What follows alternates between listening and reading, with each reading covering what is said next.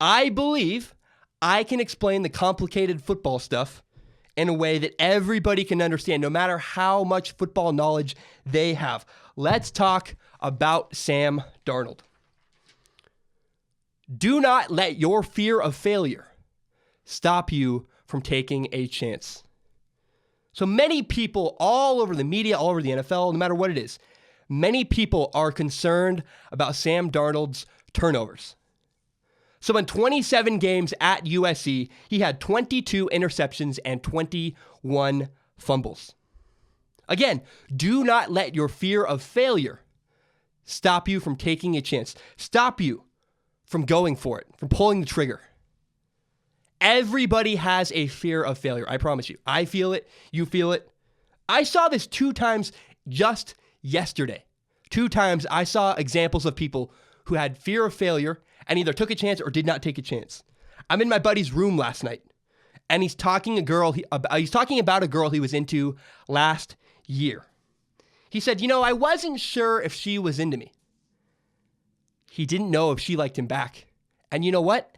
He never found out because he never took a chance. He never asked her, hey, are you into me too? He never took a chance. And yesterday, a different friend, I'm with my best friend, Nathan, we're changing his spark plugs on his car. And we're screwing a spark plug out of his engine when it breaks. The porcelain part, it's a long thing. The porcelain part of it snaps off. Not all the way. The thing still works. It's still attached, but it snapped. It's not good. So we had a choice. We could either leave it and leave the damaged spark plug in. It wouldn't run great, but it would work technically. Or we could take a risk and we could try to take that spark plug out. And the risk was, if we try to take it out, we could risk breaking it more. And then you have a spark plug stuck in the engine that you cannot get out. That was a problem. What we did, we took a chance. We got it out. We got that spark plug out of the engine. And now his Ranger runs better than it ever has before. His Ranger's finally running on 6 cylinders. It hasn't for months. I've never seen Nathan's Ranger run as well as it did yesterday when we drove around town. So Sam Darnold takes chances, and I have no problem with it. You have to take chances in life to make it.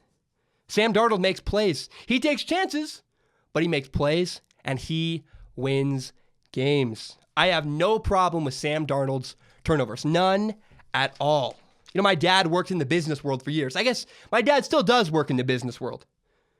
And growing up, my dad always talked about how in his company, in his world, execution was really important. The question is, are you willing to take a chance? Are you going to ask a girl to coffee? Are you going to go to college far away? Are you going to start a podcast? Are you going to try fixing your own engine? See, Sam Darnold has an aggressive play style, and I do not fault him for it. I have no problem. Sam Darnold takes risks. He does. You do, I do, and we all do it. And it's funny, it's like we forget that in the 27 games Sam Darnold played at USC, he went 21-6. And 2 years ago, Max Brown was a starting quarterback for the first 3 games at USC. They were awful. They couldn't win. They were splitting time with 2 quarterbacks. And midseason, after 3 games, right before the Utah game, USC suddenly committed to Sam Darnold. They said, Sam Darnold is our starting quarterback. And USC went from a garbage truck on fire to winning a Rose Bowl, beating Penn State in one of the best Rose Bowls I've ever seen. And it's probably not the best ever, but it was up there, man. It was a fantastic Rose Bowl. And don't forget, Sam Darnold may have played in 27 games, but he started 24.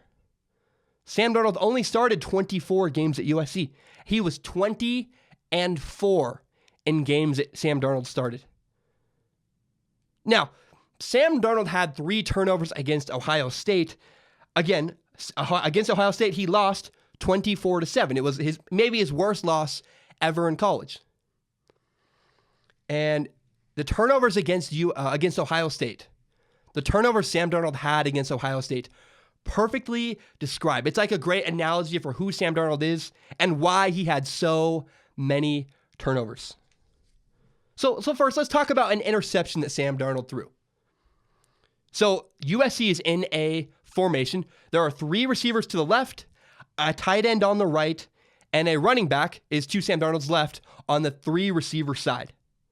Sam Darnold fakes the run and throws a short pass right over the middle of the field, directly into a safety's chest for an interception.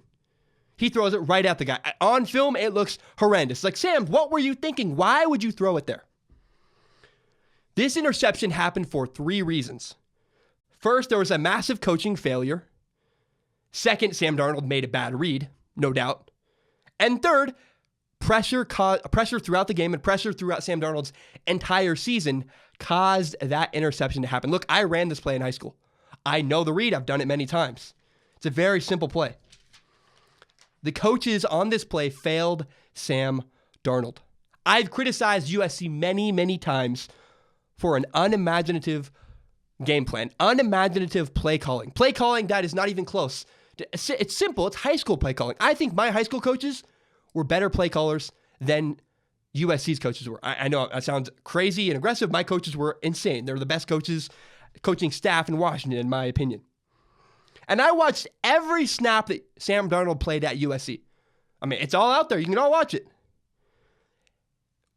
This play was this: a fake run to throw a short pass over the middle. And they ran this play all season. It's called a pop pass. USC ran a pop pass. USC ran a fake run, throw over the middle, when the running back was on the same side as multiple receivers. What that means is this play was incredibly predictable. It was a coaching flaw. Every time the running back was on the same side as multiple receivers, you could expect a pop pass. It's designed. Everybody can see it coming. And the goal of this play is you fake the run, you make a linebacker step towards the quarterback, and then you throw a pass behind the linebacker who stepped forward to try to stop the run. Except on this play, Ohio State blitzed. And this is where coaching failure number 2 comes into play. So, the linebacker trying to blitz is running straight at Sam Darnold, and a safety replaces a linebacker. Linebacker runs at Sam Darnold, safety moves forward and steps into the vacant hole. And the safety steps right in front of the pass. Again, this is where coaching failure number 2 came into play. So you know who should have been wide open? In fact, you know who really would have been wide open if he'd ran a route? The far wide receiver on the far left. On the snap, the corner turns and runs. Let me know if I'm getting too complicated. What this did was leave the third wide receiver on the far left wide open. Except the guy didn't run the route. And you know why he didn't run the route? Because USC never practiced that play against a blitz. He doesn't expect the ball. He never thought he was going to get thrown to, even though he would have been wide open if he'd ran his route. USC never practiced that play against a different look than the one they ran all season. They never ran that route against a blitz, ever, because clearly the receiver didn't know what to do. He's never gotten the ball thrown to him. This is a massive coaching failure. Now, again, it's not just the coach's fault. It's also Sam Darnold. You would think Sam Darnold would see a safety step forward right into his passing lane. And again, so it's a failed read by Sam Darnold failed, the coaching failed, and the offensive line failed. All by this point in the game, Sam Darnold has been hit repeatedly, sacked multiple times. In fact, in this game, Sam Darnold against Ohio State was sacked 8 times. He's had pressure in his face, and when there's pressure in your face, you are taught as a quarterback, get the ball out quick, and that is what Sam Darnold did. You're taught as a quarterback, literally from the time you are 6 years old. I played quarterback. This is what they say. If someone blitzes, throw the ball behind him. Replace a blitzer with a ball. Sam Darnold did his job. He just never been coached up for this situation. Sam Darnold did what he'd been coached to his whole life. If someone blitzes, throw the ball where they came from. And he lost. So Ohio State had against Ohio State, Sam Darnold had 3 turnovers. He had an interception and 2 fumbles. What happened with the fumbles? Where did they come from? So USC was completely overmatched. And Sam Darnold was trying to make plays. Sam Darnold had to overcome the fact that his team was incredibly overmatched. He had to take risks, just like he did all season. If you watch USC all season, I watched Sam Darnold against Washington State. I was on the sideline. I was working for a company that some people refer to as the mothership. You know what I'm talking about. It was awesome. I got a front row seat. I was on USC's sideline. Here's what I see. Sam Darnold's receivers are not deep threats. They're not physically there. They weren't ready. And what would happen is corners would sit on routes, which means they were not afraid of a deep ball. So corners could sit and try to intercept routes all day. And despite that, despite the fact that corners were prepared for everything Sam Darnold had at them, Sam Darnold still had tremendous success. The more concise way to put all of this is Sam Darnold was often overmatched and had to elevate his team to be successful. And 20 of the 24 times Sam Darnold started, he succeeded. This reminds me of when Andrew Luck carried the terrible Indianapolis Colts to the AFC Championship. Let's compare their seasons. In 2014, Andrew Luck had 40 touchdowns, 16 interceptions, and 3 fumbles. In 16 games, Andrew Luck averaged just under 2 turnovers a game, about 1.18 turnovers per game. And in Sam Darnold's last season at USC, 14 games, 26 touchdowns, 13 interceptions, and 13 fumbles. Just under 2 fumbles a game. See a correlation there? It's about the same. See, Andrew Luck and Sam Darnold are about the same guy. Both have carried average teams to a tremendous amount of wins in the Pac-12. Both play incredibly aggressive. Both Sam Darnold and Andrew Luck play incredibly aggressive. They take risks. You have to take risks in life. Go ask that girl the coffee. Go try to fix your car. Do not let fear of failure stop you from taking chances in your life. Do not. Everybody has fear of failure. I do, believe it or not. I do all the time. I'm terrified. You know what my plan is? My plan is to have my own company. I want to do a sports podcast. I don't want to work for Fox. I don't want to work for ESPN. I want to do this. This is what I want to do. Look, I'm not concerned at all with Sam Darnold's turnovers because I don't care if someone takes risks. Sam Darnold takes a lot of risks, and he usually wins. Does he have a lot of turnovers? Sure. But you know who leads? Remember Brett Favre? Remember Peyton Manning? They had tremendous amounts of turnovers. I think Peyton Manning's the all-time interception leader, and I believe Brett Favre is second. If Sam Darnold's anywhere near that, hallelujah. You know who doesn't take chances?